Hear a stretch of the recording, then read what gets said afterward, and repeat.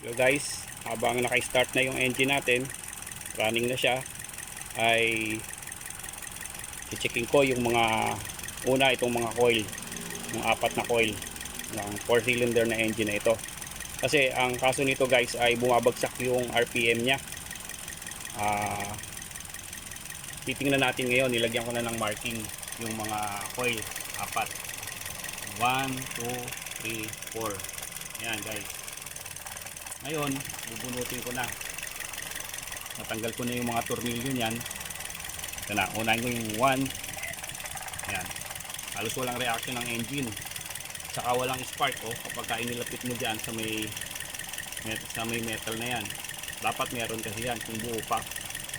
Yung coil pack at yung harness nya. So ibabalik ko na. Walang reaction yung 1. Ito namang number 2 na coil. Bunutin ko na guys. Ayan guys, nakita nyo yung spark. Meron. Sabihin, okay ito. Pangatlo. Natin ito. Ayan, meron. May spark guys, naririnig nyo ba? Okay. Ito naman pang-apat. Walang reaction nung binunot ko. Ito, wala ring spark. Ayan. At ganon. Ngayon, pagpapalitin natin yan. Yung 2 at 1. Para malaman naman natin, baka mamaya, ang may problema yung harness. Yung walang supply ng kuryente. Pagpapalitin natin yan. So, off ko muna yung engine.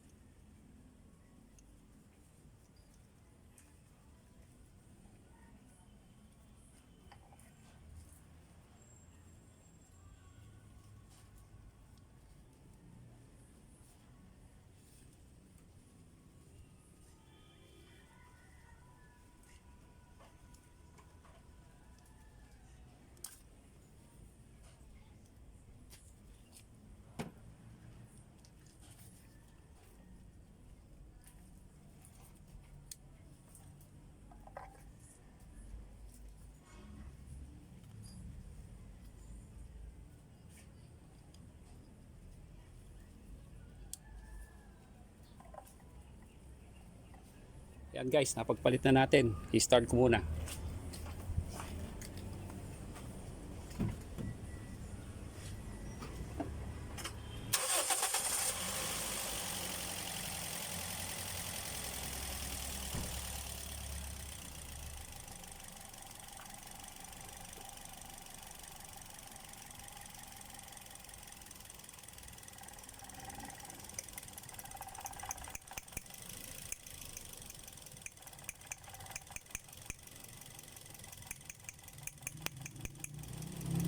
Guys, i-spark na. Ibig sabihin, buo yung harness talaga dito. Ito naman. Pinagpalit natin, 1 and 2. Talagang wala guys. Ayan. I-off ko muna ulit guys. Check ko naman yung 3 and 4.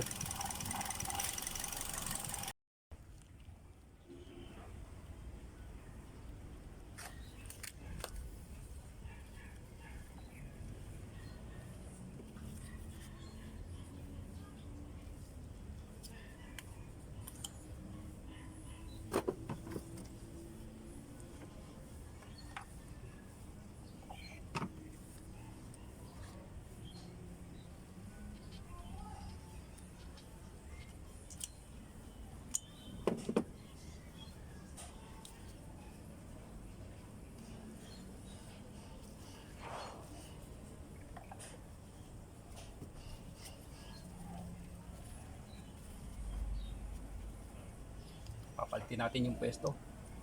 3 and 4. Ayan guys, start ko na uli.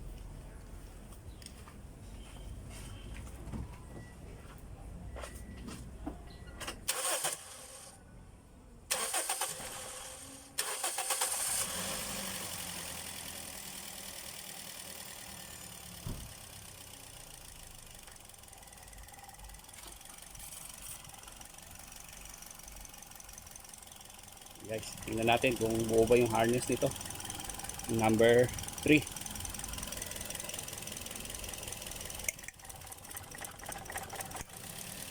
Talagang buo yung harness, guys.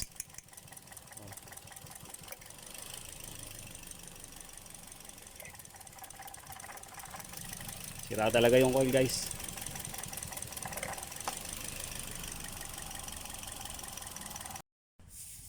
Yun guys, ibig sabihin itong dalawang coil ay sira na guys. Bakit? Dahil wala nang spark, wala nang kuryente na kapag tinetesting natin, inilalapit natin dito sa metal part habang nakaandar ang engine. Dahil nung pinagpalit natin ay talagang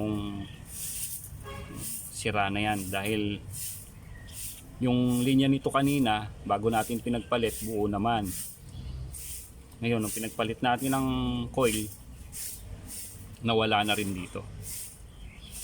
At na-check na rin natin na yung mga harness niyan ay walang putol, buo yan.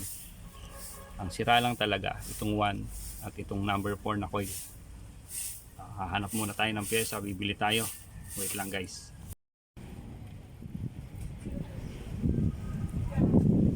Hanap tayo ng surplus ignition coil ang Toyota Vios second generation. Gaano pa sila tayo sa surplus.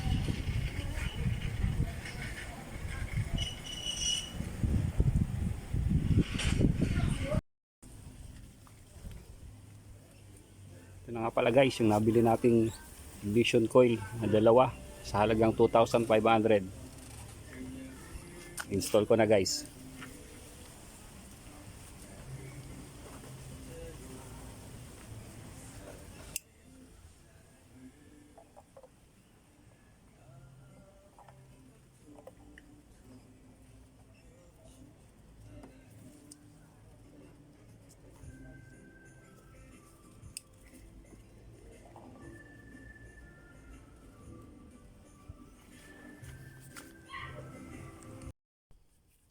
Start ko na guys.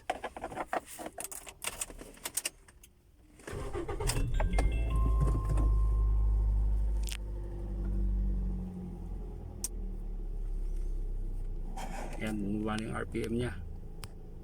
700 guys yung RPM nya. Ayun, i-on natin yung aircon. Number 2 thermostat.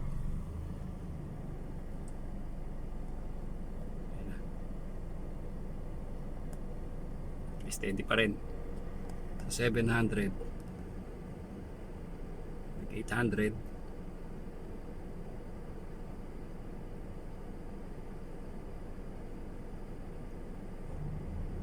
yun, umakyat ng 900, unting bumababa, babalik sa 700. Yun, unlike kanina nung di pa natin napapalitan yung sirang coil, bumababa ng 500 to 400. Yan, steady na siya guys sa 600 to 700. Ayan na guys, pagkatapos nating mapalitan, smooth na uli yung andar, hindi na bumabagsak yung menor. O, habang naka-idle, testingin natin isa-isa. Ito yung pinalitan natin na bago, na surplus pala guys. Yan yung dalawa na yan. Testingin ulit natin, tingnan natin kung may spark na. Ito muna sa isa. Ayan guys, okay oh. May spark. May spark.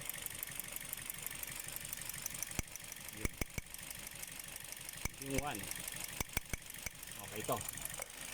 Kasunod, ito yung binili natin sa surplus. Okay din. Meron. Yung pangatlo. Pa yung pangatlo natin biniling coil. Yung spark to. Okay. So, last. Oh, may tornilyo pa pala. Dali lang guys. Lagyan muna natin yung tornilyo. Bunutin. Natin yung spark to. Yun, meron. Yun, pumuputok-putok na. Yun, ayos. Na guys. Maraming salamat sa panonood. Thank you. Hanggang sa muling episode.